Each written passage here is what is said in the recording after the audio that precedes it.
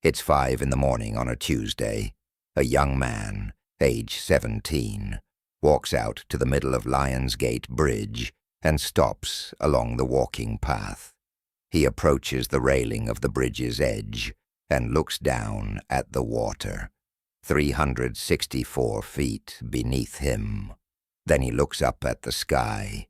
He pauses for a moment, breathing shallow breaths and shaking noticeably. He climbs over the top of the railing and sits on it. His legs dangle over the side like a small, helpless child in a chair hundreds of feet too big for him. He murmurs to himself aggressively, "Hello?" A voice suddenly says with a questioning tone behind him. Having not initially noticed anyone, the younger man jumps with a startled jolt just before catching himself. He turns around to see an old man in about his 70s, leaned up, sitting against a Jersey barrier on the walking path, just a few feet away, slightly blocked by a bridge beam. He is alone, has large sunglasses on, and a cane resting beside him. "Sorry, I didn't know anyone was here," the young man says. "No problem at all," the old man says with a chuckle, keeping his head straight forward and not looking directly at the young man. "Beautiful day, isn't it?" he continues. The young man looks back around at the water and sky again. "Yeah," he replies with a downward, deflating pitch. "Well, that actually doesn't sound that nice," the old man responds. "It feels like it is, but I can't see a thing." Putting two and two together, the young man asks with a hesitancy, "Oh, are you, visually impaired?" "Yeah, I'm blind," the old man says, laughing at the young man's attempt to be unnecessarily unoffensive. "Ever since I was born." "Oh, I'm sorry." "Don't be," the old man says with another subtle laugh. "Is it a nice day?" "I mean, the sun is coming out. A little overcast, but mostly a nice day, I guess, yeah." The old man smiles and nods without saying anything for a moment. "I'm Lou, by the way," the old man says. "Nice to meet you, Lou. Tyler." Tyler turns back around and stares intensely at the water again. After a couple moments pass, Lou interrupts. "If it is a nice day, do you think you could do me a favor?" Sure," Tyler responds reluctantly and unsurely, turning around to face Lou again. "Could you describe it for me?" "Describe what?" "Just whatever you see. The sky. Anything." Tyler pauses for a moment, then gets off the bridge's railing and sits next to Lou. He leans back and looks up. Well, the sky is mostly light blue right now. There's a bunch of clouds scattered across it, which are a lightish gray with a sort of orange edge to them. They're fluffy looking, like cotton balls, or maybe the inside of a cushion. The sun is behind one big one right now, so it's sort of glowing through and adding these rays and an orange layer to the bottom of the sky. It all blends together. No hard lines, just seamless colors and textures mixed perfectly. It looks kind of nice right now, actually. Lou clenches his face slightly, like he is seeing it in his head. What does the blue and gray and orange look like, though? And the glow and fluffiness and niceness? Would you mind describing those for me, too? Tyler pauses for another moment. "Okay, the orange looks warm, like heat," Tyler says, and then pauses, trying to think about where to go from there. "What does it mean for you when something looks warm? I never really understand that." Lou quickly interrupts. "It's kind of like pure and bright and intense, at least for the orange. You could probably feel it without even actually feeling anything warm." "And the blue?" "The blue is light, like it's been washed or faded or something. It's also hitting the water under the bridge right now and reflecting a similar color." "What does the water look like?" Lou asks. Right now, this water kind of looks maybe like jagged melting glass that, I don't know, it's almost pulsing. It looks alive. It's kind of ominous. Over there are a bunch of rocks scattered around on the edge of the shoreline. They kind of look like headstones. Are there any rocks around us right now? Lou asks. Tyler looks around the ground. There's some small, pebble-sized ones, yeah. What do they look like, close up? All the details?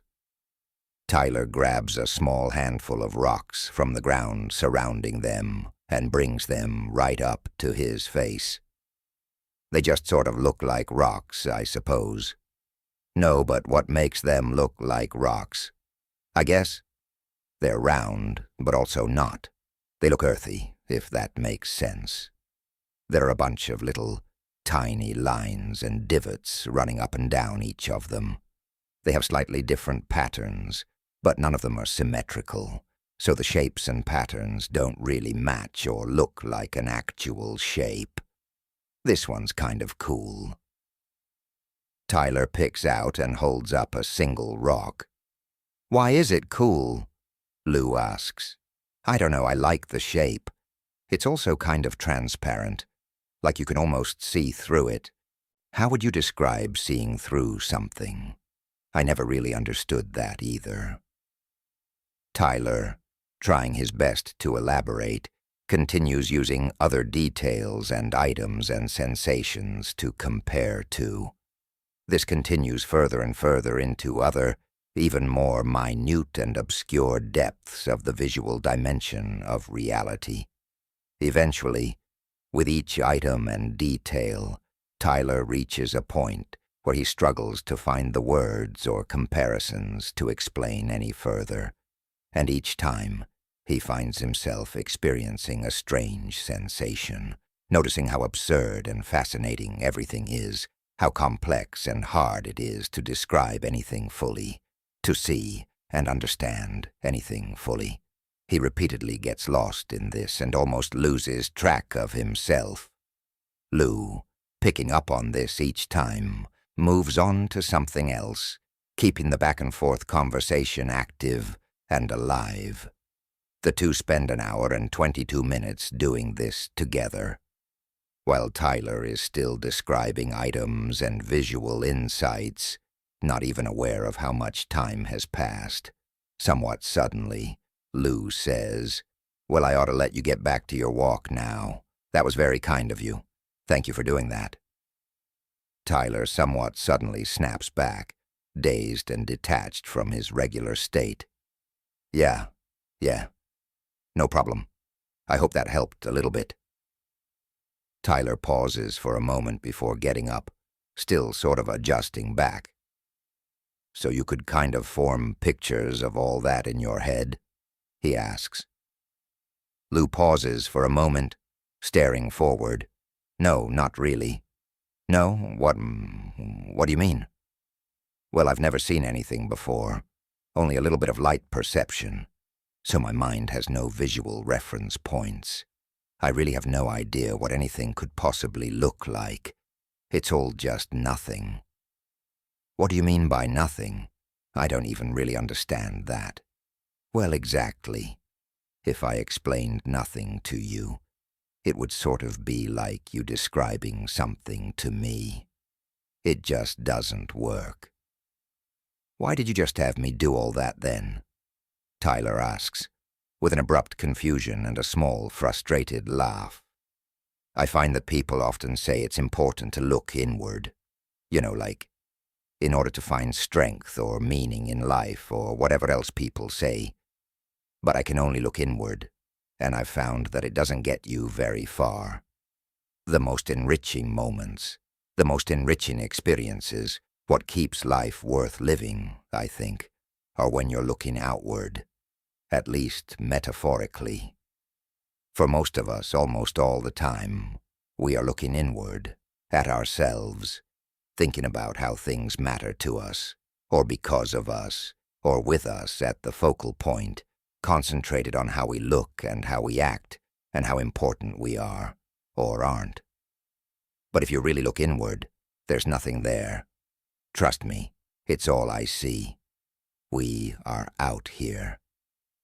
Lou points out and down with both hands, waving them in small circles, in every little detail of every little thing, in every little moment, in immersing into all the unfathomable features of the simple and mundane, and in realizing, viscerally, what it means that you can perceive at all.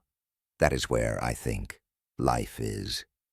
You did in fact just help me right now, Tyler. Just to be clear, I'm not some sort of selfless sage. Anytime I feel like I can help someone who can see, perhaps see better, selfishly, that's my way of seeing the world. I believe if there is any kind of spiritual experience, or whatever you want to call it, it's not when you look in to find yourself, but when you look out to lose yourself.